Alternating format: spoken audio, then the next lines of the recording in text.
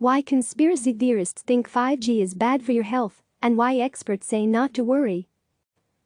New York, for all its promise, the rollout of 5G has also been fraught with rumors and conspiracy theories. Most recently, a narrative spread on social media that the wireless network technology fueled the coronavirus pandemic.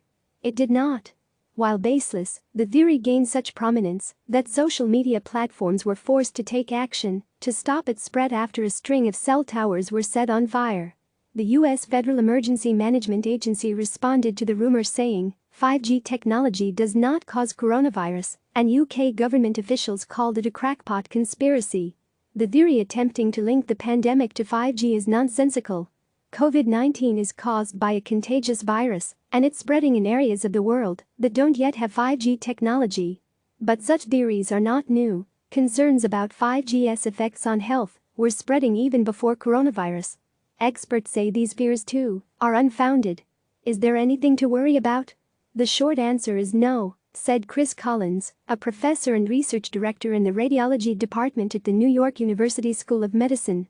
If people are not worried about current cell phone technology, they should be worried even less about 5G. What is 5G? 5G is the next generation of wireless network technology that is steadily being rolled out across the United States and around the world.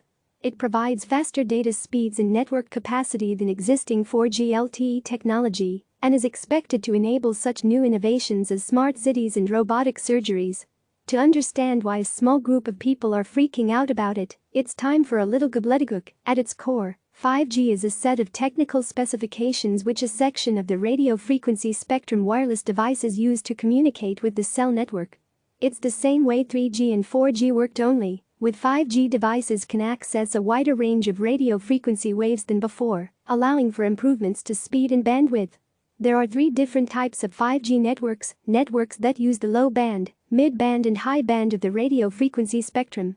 Low-band networks provide wide coverage, but only mild improvements to speed. Mid-band networks balance speed and coverage, and high-band networks provide superfast speeds, but signals don't travel very far.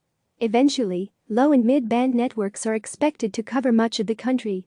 High-band networks will be built mostly in cities because they require installing multiple small cell sites in a given area to make up for the fact that signals struggle to travel.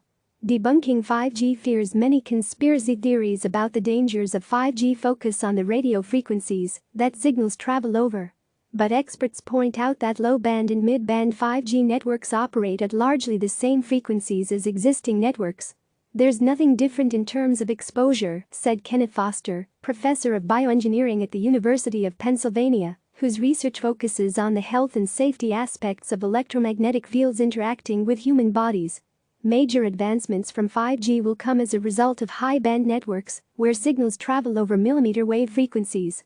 But millimeter wave frequencies should prompt even less concern, Niles Collins said, because they can't penetrate surfaces such as walls, trees or human skin. That's one of the reasons they don't travel well. It's a little ironic that there's all this worry about 5G, because the difference is that 5G is going to operate at higher frequencies, Collins said. It will actually not penetrate as deep into the body, it really doesn't get past the skin. Millimeter wave frequencies are already used in other technologies people are familiar with, including airport security scanners. If you think about these airport scanners, that's using wave energy, Collins said. You know it doesn't penetrate the body because all you see in the image on the screen is the outer surface of the body. Like FM radio waves and visible light, radio frequency waves are a form of non-ionizing radiation, which means they don't have enough energy to damage the DNA inside of cells and cause cancer, unlike X-rays, for example. Decades of research suggest that the only way wireless technologies could interact with the body is by heating the skin, but power levels are so low that's not a problem, experts say.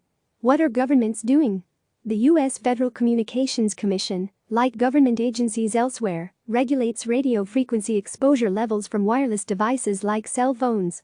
Exposure levels from 5G radio frequencies fall well below the agency's limits.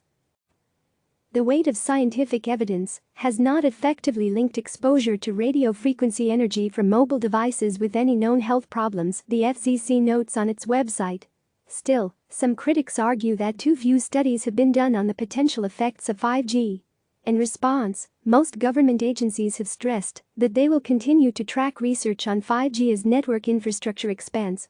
We first need to see how this new technology will be applied and how the scientific evidence will evolve, Vytenis Andriukaitis, head of the European Commission's cabinet, said in a 2017 response to critics that asked the Commission to put the 5G rollout on hold over fears about possible health effects. Rest assured that the Commission will keep abreast of future developments in view of safeguarding the health of the European citizens at the highest level possible, Andriukaitis said. Foster said such a response is the best possible course of action in response to fears over 5G. We can only protect against dangers that we know exist, Foster said. The EU's approach is as good as you can get. If something indicates a problem that is reasonable, well then we'll look at the literature. Click subscribe to receive the latest news.